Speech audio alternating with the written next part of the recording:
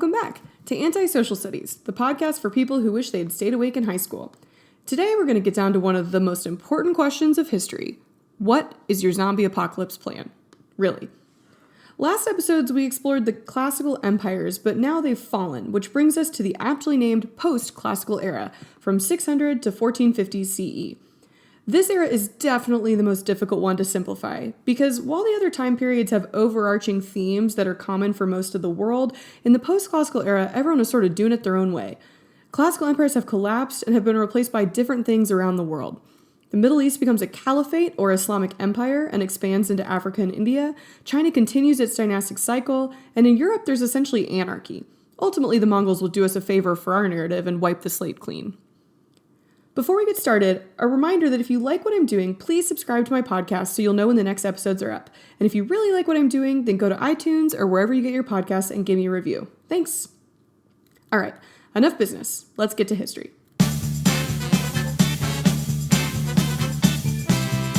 Today we're going back to the post-classical era in the West, or as I like to call it, that time Europe lost its mind. We'll look at how people reacted to the barbarian invasions, who reunified Western Europe, and how they dug their way out of the dirt hole they jumped into when Rome fell. This is Anti-Social Studies. I'm Emily Glankler. Settle in, and let's go back in time.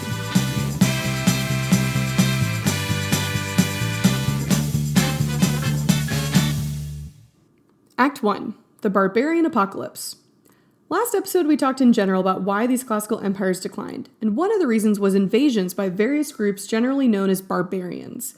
The word barbarian comes from the Greek barbaros, which just means foreigner, so this term is entirely subjective. For example, in the Roman Empire, it was considered barbaric to wear pants. Real men wore togas. That is, until they conquered England, felt a cold draft, and thought, oh, I get it now, let's switch to pants. So as Rome was in decline, various groups like the Visigoths and Ostrogoths and Emogoths, they entered the region. There are tons of groups, but I'm just going to call them Germanic people because they sort of came from the area known as Germania. And the best way to think about the fall of Rome is the zombie apocalypse. Seriously. Okay, so what's your zombie apocalypse plan? If you don't already have one, then you're not going to make it. When I ask my students this question, a few kids always think they're really smart and they say something like, I'm going to hole up in Walmart or IKEA. And then I have to spend the next 10 minutes explaining to them that that's a short-sighted answer because there would be so much competition for such precious real estate. It's kind of like in the Hunger Games, how the smart players run away from the cornucopia and go hide in the forest. Boom, that's a bonus Hunger Games reference for you. I didn't even put that one on my original blog post. So I'm not going to share with you my entire apocalypse plan because I can't afford for my tens of podcast followers to steal my spot. But most people's plan consists generally of getting out of the cities, finding an isolated place, and fortifying it. For example, I have family out in East Texas that own land and a lot of guns, and I would go there. So when the Germanic tribes came in and were sacking the cities of the Roman Empire around the 300s, that's what people did. They fled the cities and went out to the countryside. If you were a patrician or a wealthy landowner, then you had a country estate and you were good. If you were a plebe or landless peasant, then you had to go to those country estates and beg for help. Please, let me in. I'll do anything. I'll work your fields, fight for you, whatever. Just give me protection and a place to live. And that's how we get feudalism. The patricians become lords, the plebes become vassals, and over time their country estates get fortified until they are straight up castles. New weapons also get created over time to defend first against invading barbarians, but eventually against other estates and then kingdoms. And there are two fictionalized depictions of medieval warfare that are actually really great. The first is the Battle of the Bastards from Game of Thrones. If you haven't seen it, oh my god, I was out of breath watching it while sitting on the couch. The other is actually the Battle of Helm's Deep from The Lord of the Rings. And pay attention to which creatures get each weapon. The orcs carry crossbows that are much simpler to use and were good weapons for untrained soldiers. And orcs are dumb. Meanwhile, the majestic Orlando Bloom elves wield longbows, which required a lot more skill than the crossbow and were way more accurate. So, in the medieval era, after you flee the city, you lived your entire life on this massive estate or manor. You got everything you needed and really had no reason to ever leave, except maybe to go one manor over and do some light trading. So the fall of Rome is basically like The Walking Dead, and most of the Middle Ages is like that terrible, boring time where they just hold up on the farm for like a season and a half. Seriously, that season was so boring that the highlight of an episode was Rick yelling, "Coral!" because at least you hope that maybe he wouldn't make it or he would cut his hair or something, either one. So during the Middle Ages, most people never went more than a few miles from the place they were born, and this leads to a breakdown of unified European society. Culturally, they're all mostly Christian, and the main institution that provides some semblance of unity and control is the church. And it's at this point in history that church and state could have easily consolidated into one. The Pope could have just said, okay, y'all are struggling, I'm taking over. But there's a passage in the Bible that says, quote, "Give unto Caesar what is Caesar's, and give unto God what is God's." Basically, leave politicking to the politicians and leave faith to the Pope. Monasteries are basically the only place where you can go to learn to read and write, and so learning declines. Latin slowly fragments into various spoken Romance languages, Romance from the Romans, and that further isolates the various parts of Europe, which is going to make it really hard to ever unite them again. Also, if you haven't seen Monty Python and the Holy Grail, then you really should just pause this episode, go watch it, and then come back. It's one of the only full movies that I show in my class every year, and I could probably quote every line to you. Anyway, every time I think of medieval monks, I want to talk about the Holy Hand Grenade of Antioch. Pie Jesu Domine, dona eis requiem. Smack. Oh, I love it so much. Politically, the rule of law breaks down and justice becomes localized. What this means is that each manor or village developed its own rules and punishments, although they were heavily influenced by the church. Canon law, or the laws laid down by the church, helps guide the system, but there are a lot of gaps that get filled in with incredibly creative punishments. Cue medieval torture music. Okay, quick tangent. A few years ago, I ranked my top medieval torture devices because, you know me by now. So let's go through some of the highlights. They had the brazen bull, a hollow metal sculpture of a bull. They would put you inside and light a fire underneath. Or maybe you prefer the rack. They would lay you naked on a board with your ankles tied to a roller on one end and your wrist tied to another. And they would roll each side, slowly pulling you apart. And I mean, obviously we have the Iron Maiden. It was a hollow metal cabinet that could barely fit a human inside. And covering the insides were spikes, often placed strategically so that they wouldn't hit any major organs. Remember, a lot of these torture devices were used for interrogations or trying to get people to convert to Christianity. So they wanted you to live long enough to either answer their questions or choose to accept Jesus. When I was in Bruges, I made my husband spend hours at a museum of medieval torture. Like, he really is the best. One of my favorite punishments was just good old-fashioned public humiliation. My high school students really identify with this one. People who had been convicted of smaller crimes would be placed in the middle of the community, sometimes in the stocks or hung up in a cage over the town square. Everyone else would be encouraged to walk by and throw things at them and yell insults. This one is timeless. Enemies of communism under Mao will be subjected to something similar in the Cultural Revolution, and stand-up comedians have been putting themselves through this torture for decades. Now, were the Dark Ages really so dark? It's an important question because Europeans in the next era are really going to benefit from playing into this idea that this time period is backwards in every way, because it makes what they're going to do all the more impressive. You can't have a Renaissance rebirth if you didn't die, and you can't be enlightened if it was never dark. So, in a lot of ways, yes, the Middle Ages were pretty dark. Again, medieval torture. Although some of these torture devices actually were invented later in Europe and attributed to the medieval era to make them seem even worse. Like, the first stories mentioning the Iron Maiden actually didn't appear until the 19th century. Haha, I tricked you. Also, general learning and scholarship does decline, and that makes it quote-unquote dark. But that doesn't mean it goes away completely. Most of the literature of this time was religious, but there are some notable exceptions. Beowulf was written in the 900s. By the way, was I the only kid who had to read Beowulf in school? Also, Dib's baby name, Beowulf, stop hitting your sister.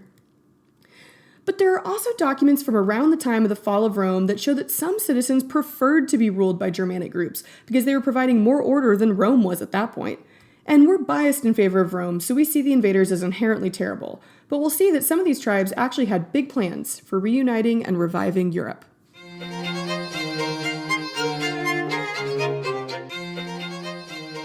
Act 2. Thanks, Franks. Just 5 years after Rome fell for the final time, a 15-year-old named Clovis became ruler of a Germanic group called the Franks. He soon came to control most of Gaul, modern-day France. That's where the name comes from, Franks, by reuniting all the various Frankish tribes under his rule. He's considered the first king of France, and his Germanic name comes from two phrases that mean fame and combat, Hlod and Huig. This gets changed eventually into Louis, and will be the name of a ton of kings in French history, some of which got to keep their heads. The biggest thing that Clovis does is convert to Christianity, mostly at the urging of his wife. She becomes a saint, Clotilde, because of this. When he converts, a ton of the Franks also convert, creating a massive united Christian kingdom in northwestern Europe, and they're going to expand under a few other notable leaders. Fast forward 200 years, and there's a guy in charge named Charles Martel. He is famous for two huge things. One, he leads his military into Spain and defeats the advancing Muslim army at the Battle of Tours. We'll talk about it more next episode, but Islam was on the rise and was spreading across North Africa and up into southern Spain. They're called the Moors from the European perspective. It's generally thought that without the Frankish kingdom and Charles Martel to stop their advance, the Muslims very easily could have swept through Europe, taking advantage of the decentralization and weak unity. So without Charles Martel, we could all be speaking Arabic today. The second thing he's famous for is having an important grandson. His son is hilariously named Pepin the Short, but let's just skip past him and get to another the Great in history, Charles the Great, or Charlemagne. Charlemagne has been nicknamed the father of Europe. And this is meant somewhat literally. If you were a white person and you go to Ancestry.com, you can probably trace some part of your lineage back to Charlemagne. Really. He had 18 kids. 18. We don't need to get into the exponential after effects of procreation, but just trust me, if you have European heritage, congratulations, you're related to Charlemagne. Metaphorically, he was the father of Europe because he reunited most of Europe into an empire for the first time since the Romans. And the descendants of Charlemagne and his empire are going to become the royalty of most of the European kingdoms. Charlemagne's rule sees a flowering of cultural and intellectual activity that helps Europe come out of its so-called Dark Ages. Latin is dying even amongst the clergy, so he forces all church officials to relearn proper Latin, helping preserve a lot of ancient scholarly traditions. And this brings me to a big turning point in the Middle Ages. In the year 800, Charlemagne was crowned Holy Roman Emperor by the Pope. This is a crucial moment in which we have the leader of the church crowning a Germanic person as the new Roman emperor. This is mostly symbolic, but it marks the end of the Dark Ages and the reunification of Europe, even though Charlemagne's empire will fall apart after his death. But this event also upsets the people who had been holding down the Roman Empire for the last 300 years. Oh yeah, did I not mention that? Yeah, only half the Roman Empire fell.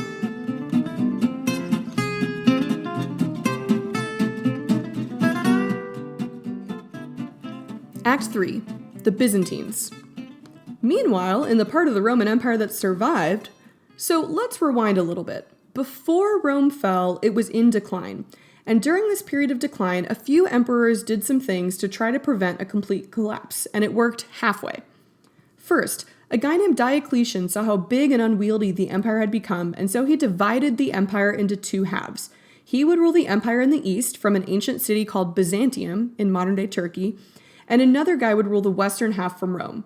And so at this point, there are two Roman emperors, and this helped stave off crisis for a little while longer. Just a few decades later, a guy named Constantine became emperor, and he rebuilt and fortified the eastern city of Byzantium, and he took a page out of Alexander's book and named it Constantinople. So when Rome fell, this city and the eastern half of the empire that it controlled did not fall. Constantinople was much more protected by its geography. The city itself, Istanbul today, you know the song, it's surrounded by water on almost every side. The Germanic tribes never made it that far. They had enough land to conquer as it was with the western half. So the Eastern Roman Empire continued to exist. Now, this is confusing but important. We now call this empire the Byzantine Empire, but that's wrong because they still viewed themselves as the Roman Empire. They were just the one that survived, which kind of makes them the better one. So all this time that we're talking about the Franks reuniting Europe and Charlemagne being crowned Holy Roman Empire is all really frustrating over in the East. They're like, what the hell, man? This Frankish dude unites some land, you crown him Roman Emperor? We've been here this whole time. This is one of many reasons that Western and Eastern Europe start to diverge during the medieval era.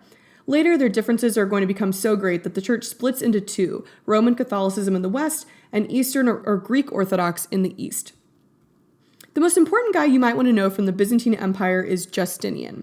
He did a lot, maybe because he was a great ruler, or maybe because he ruled in this unique moment, the 500s, when there was a power vacuum in Europe, this is 300 years before Charlemagne, and the Middle East, so there weren't a ton of threats to his power. Justinian did a few things that impact your life today, the biggest of which is his law code. So he compiled all of the Roman laws that were still in practice and added some of his own to compile the body of civil law, or Justinian's Code. He preserved Roman laws so that they could become the foundation of the modern Western legal system today, ideas like precedents, or earlier court decisions informing future ones, and the belief that all humans have some basic natural rights that cannot be taken away. Pretty important stuff. Justinian also built the Hagia Sophia, which is still standing today in Istanbul. It was originally a church, then a mosque, and now it's basically a tourist attraction. The reason I love Justinian is because of his badass wife. Enter Theodora. Theodora grew up as part of the lower class in Byzantium. Her father was a bear keeper in their version of the Colosseum. It was called the Hippodrome. She became an actress when she was young, which in this society probably meant that she was also a prostitute. By the time Justinian met her, she had given up that career and joined a religious group. And all reports tell us that she was incredibly bright, and Justinian falls in love and wants to marry her. Their union was such a big deal that they actually had to pass new legislation allowing actresses and high-ranking politicians to get married. And she basically ruled alongside Justinian and passed laws outlawing sex trafficking and protecting basic women's rights. Go Theodora! At one point, Justinian was facing revolts in Constantinople. There were two rival street gangs that had started as fan groups for the sport and spectacle in the Hippodrome, but they'd grown into political parties. It would be like if Real Madrid and FC Barcelona got into politics. They were called the Blues and the Greens, and I typically snap my fingers and do a little West Side Story dance at this point in my lecture. The Blues and the Greens were mad about a lot of things, but what sparked the riots was the conviction of a few chariot racing fans who were convicted of hooliganism, one of my favorite words. They were sentenced to death, and even though Justinian commuted their sentence to imprisonment, their buddies were not happy. This was also just an opportunity to try to put one of their own guys on the throne, so they revolted, and it sparked the Nika riots, which would eventually burn down half of Constantinople and kill tens of thousands of people. The story goes that Justinian was ready to flee the city and assemble his army somewhere else. All of his male advisors were ready to board ships when Theodora showed up to give them a passive-aggressive lecture only a wife could give. I'm going to read it in full because I love it. Quote, "My lords, the present occasion is too serious to allow me to follow the convention that a woman should not speak in a man's council. Those whose interests are threatened by extreme danger should think only of the wisest course of action, not of conventions." Basically, I know I shouldn't be talking because I'm a woman, but things are getting crazy out there.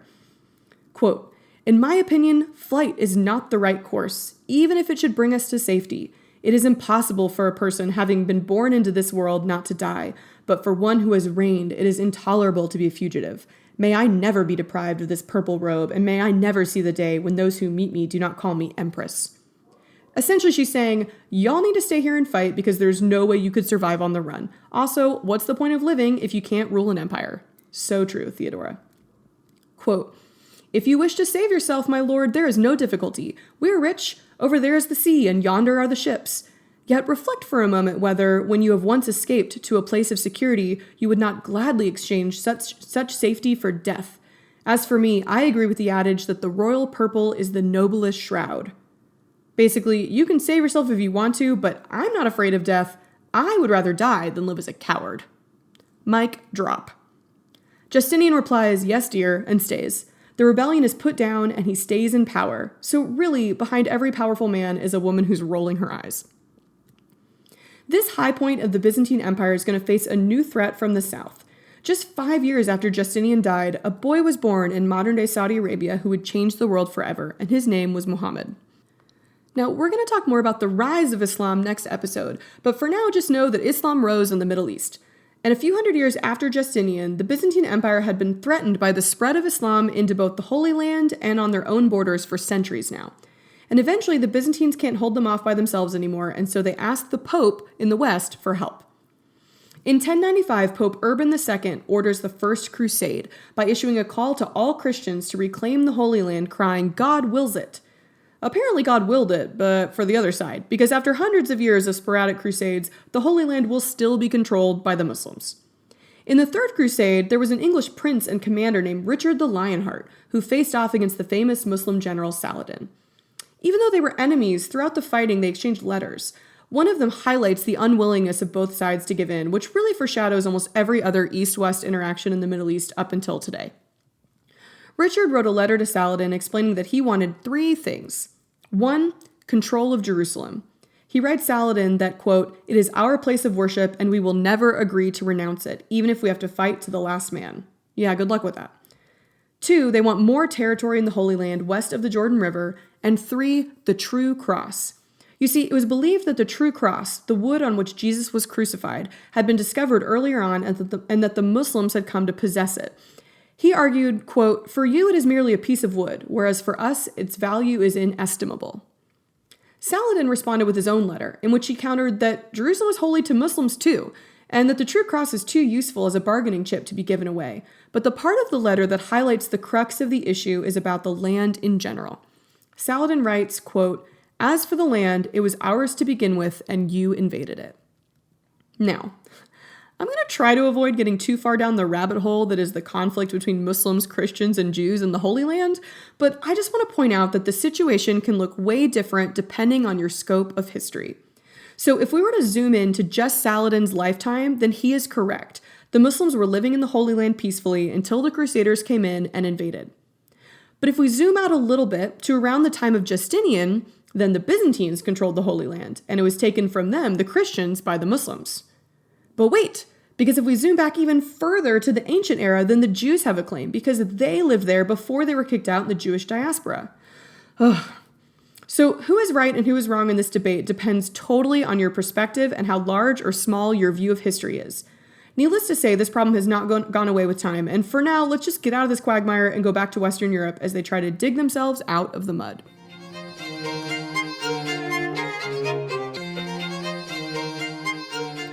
Act 4, Europe started from the bottom, now it's here. So Europe started out with weak or non-existent kings, but by the end of this time period, we're going to be at the height of absolute monarchy. Basically, picture an old European monarch. Incredible wigs, huge palace, men and women at court, shooting pheasants probably. You literally never hear about pheasants unless they're being killed by a rich guy. So how did we get there? When Charlemagne united most of Western Europe again, he jumpstarts this process. His empire does split apart, but his heirs become the kings of each new section. Basically, France, again named after the Franks, and the Holy Roman Empire, which really is just a collection of principalities ruled by princes that are all loosely joined in this empire that's basically modern-day Austria and Germany. It's really confusing, and I'm not going to get too much into it. So Western continental Europe is starting to take shape into the boundaries that we know today. Meanwhile, across the pond, so England sort of originates when the Anglo-Saxons arrive. They were another Germanic group that ended up in modern-day England and southern Scotland around the time of the fall of Rome. They introduced the Old English language and warred with many of the other groups there, including the people of Wales, Cornwall, and the Old North. I bet there was a Jon Snow in the Old North. I hope he survived. England was also populated by Norsemen from Scandinavia and Vikings who made raids on the island, and it was eventually conquered by William. They called him William the Conqueror because, well, you know. At the time, there were literally two heralds fighting each other. Really, one was a herald from Norway and one was a herald from England. Anyway, it's really confusing. But William conquered England, but then a new house came into power, and it's this new house that has a guy named King John. Remember Richard the Lionheart from the Crusades? Yeah, this is his little brother. Imagine trying to live up to an older brother whose nickname was the Lionheart. To make it even worse, Richard and John's mother was this total badass named Eleanor of Aquitaine. Through some thrifty marrying, she was actually both the Queen of England and France at different points in her life. And she also led one of the Holy Crusades. She justified going with her husband to tend to the wounded and care for the soldiers. You know, women stuff. But she ended up leading armies into battle. So awesome. Anyway, King John has a lot to live up to, and he is currently having trouble with his nobles. He wants more money for them to wage war on France, and they are unhappy with his fiscal policies. You see, at the time, in the medieval era, there was really no such thing as a parliament or any sort of official advisory group for any king. It was just another feudal relationship, albeit on a national scale. So if the king, who was the lord, needed support from his vassals, the nobles, he would call them, hold out his hand and say, "Money, please," and they were supposed to support him. But the barons or nobles had had enough of that, and they forced King John to sign a document saying that they had some rights that even he couldn't take away. It was a Great Charter, or the Magna Carta. So, what didn't the Magna Carta do? Well, it didn't guarantee rights for everyone, just for noble men. Typical. It didn't even really guarantee rights for noblemen because John almost immediately went back on his word and didn't honor the Magna Carta, which caused a revolt backed by France. Now we see the violence inherent in the system. Help, help, I'm being repressed. But the Magna Carta did set an incredibly important precedent for the establishment of basic rights in England. In the document, the king promised to protect the nobles from false imprisonment with access to swift justice. This is where we get our fair and speedy trial idea. It also limited feudal payments to the crown and set up an advisory council of 25 barons to oversee these payments. And this is the origin of the British Parliament. Every new king was expected to re-sign the Magna Carta, and it sets England on this vastly different path than the rest of Europe. while continental Europe is firmly entrenched in their absolute monarchies, basically where kings and queens can do whatever they want with very little protection for their citizens. England is beginning to establish what will become a constitutional monarchy. This is huge for them and also huge for the United States, but more on that in a few episodes. In other political developments, the Crusades play a big role in consolidating the power of the kings. As armies go off to fight, they start as small groups of men fighting for their lord, but they grow until they come to represent entire nations. Also, since the Christians ultimately lost the Crusades, it casts a negative light on the church, who kept claiming that God was on their side, and people's allegiances slowly shifted toward their king. They didn't become disloyal to the Pope, but he now had to share the spotlight. Finally, a war between England and France is going to begin the steady growth of nationalism in Europe. It lasts for around 100 years, and it's called, the 100 Years' War. It actually lasted 116 years, but that doesn't sound as catchy. Honestly, it's not that important why this war started. It was a debate over the succession of the French throne, or how it ended. France wins. What is important is that it is considered the beginning of what historians call national consciousness. Up until this point, boundaries shifted regularly, with England often claiming land on the continent and vice versa. But this war solidified national boundaries between England and France and the rivalry between the two nations. Whereas before, if you lived in the countryside, you would have identified as John, a Christian peasant from some countryside. After the 100 Years' War, you would consider yourself John, a Christian Englishman, and you hated the French. So Monty Python and the Holy Grail had to have been set after the 100 Years' War, or else the silly rivalry with the French guy on top of the castle wouldn't have made much sense. I am French. Why do you think I have this outrageous accent? Also, side note, when he insults the king by saying your mother was a hamster and your father smelt of elderberry, what he's saying is that his mom got around, because hamsters procreate very efficiently, and that his dad was a drunk, because a common wine was made from elderberries. #medieval burn. Also, the 100 Years' War is the War of Joan of Arc. When Joan of Arc was 13, she started hearing voices. Believing them to be messages from God, she believed that she had been sent a mission to free France from the invading English, who had taken over the throne, and to install the French prince, or Dauphin, Charles, as the rightful king. She took a vow of chastity. Her father tried to force her to marry at 16, but she convinced the court not to allow it, and she dedicated herself to this mission. She chopped her hair off, dressed in men's clothes, and rode off to meet with Charles. Pretty gutsy for a teenage girl, but then again, as a high school teacher, I can definitively say that teenage girls are terrifying. Charles allowed her to join his fight, probably because it was a good PR move to have a young girl who claimed to be speaking directly with God. I imagine he didn't expect her to do any real fighting, but just to inspire the troops. Instead, Joan of Arc took command and drove the English back at the Battle of Orleans. The old Orleans, not the New Orleans. That would be weird. Her reputation grew, and she insisted that Charles should continue pushing to retake Paris, but others in the court started to worry that she was becoming too influential. She was eventually taken prisoner by the English during a battle and put on trial. Joan of Arc had to answer to 70 different crimes, including witchcraft, heresy, and dressing like a man, because apparently those were all equally bad. Charles did not defend her, but after a year in prison, she relented and signed a confession. But just days later, she wore men's clothes again, and it got her burned at the stake at the age of 19. The Middle Ages were crazy, man. Culturally, the High or Late Middle Ages saw the growth of non-religious literature. Poetry and songs of courtly love were all the rage, especially from knights and soldiers who had gone off to fight in the Crusades. A lot of them say things like, I hope I can stay faithful to you because I really love you. Yeah, you know what you could do to prove you love me? Just drop the hope and stay faithful. Am I right, ladies? Every year when we talk about chivalry in my high school class, I show them the clip from 10 Things I Hate About You where Heath Ledger serenades Kat with some Frankie Valli.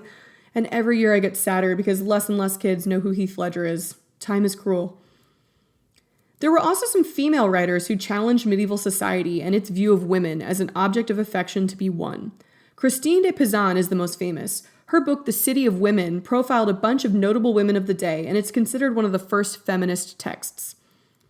So just as politics and culture are growing, so is the economy. Towns begin forming trading alliances, which eventually get consolidated under kingdoms, and two seemingly unrelated events really do a lot to jumpstart the economy.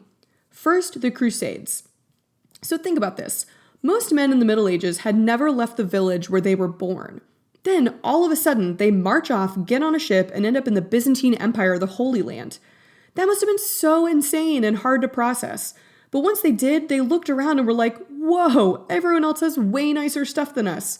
Also, a lot of these guys don't go home. Some become merchants, staying behind in the port cities where they got off the ship after returning from the Crusades. Because why go home to your little manor once you've seen the world? Most of these new trading cities that grow up are in Italy, which was geographically positioned perfectly to send soldiers off across the Mediterranean to fight in the Middle East. Italian city-states rise and powerful families of merchants gain influence.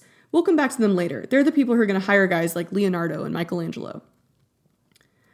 Note, the Crusades also sparked learning, knowledge, and curiosity about the outside world again.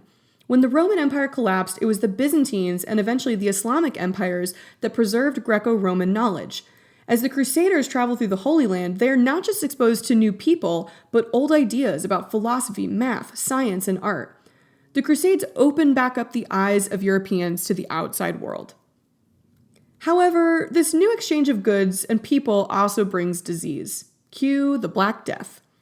In the mid-1300s, right around the time the Mongols are sweeping across Asia, not a coincidence, we'll talk about that next episode, the bubonic plague destroys Europe. Some estimates are as high as 1/3 of all people dying of the plague. So that scene where the guy is yelling at everyone to bring out your dead is probably not that far off. According to legend, the children's song Ring Around the Rosie was written during one of the plagues, and it alludes to the fact that people would fill their pockets with flowers to ward off the smell of the dead. Ring around the rosy, pocket full of posies, ashes, ashes, we all fall down. It's the darkest children's song of all time.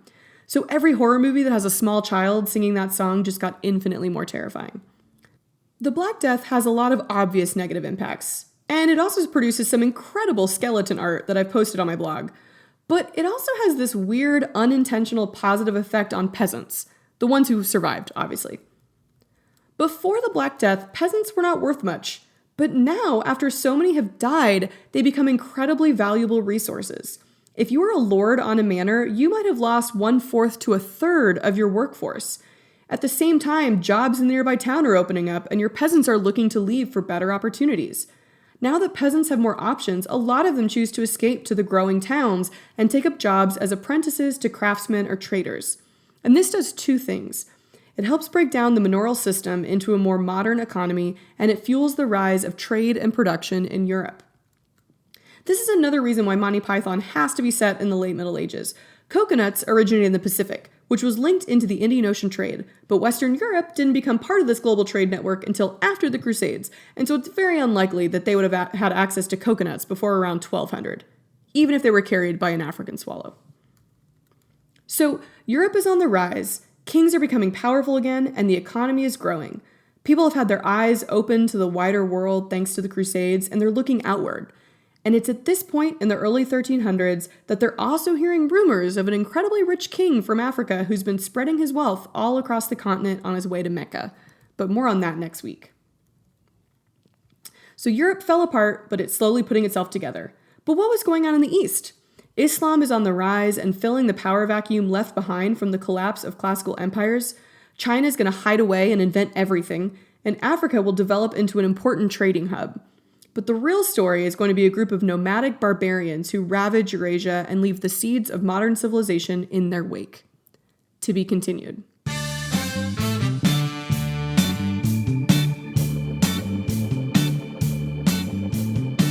For notes, pictures about some of the things I mentioned, links to sources, and other fun stuff, check out the podcast appendix page at www.antisocialstudies.org. Join me next time on Antisocial Studies as we explore the post-classical era in the East, or Yes We Can. And remember, if you like what I'm doing, please subscribe to my podcast so you will know when the next episodes are up. And if you really like what I'm doing, then go to iTunes or wherever you get your podcasts and give me a review. Thanks!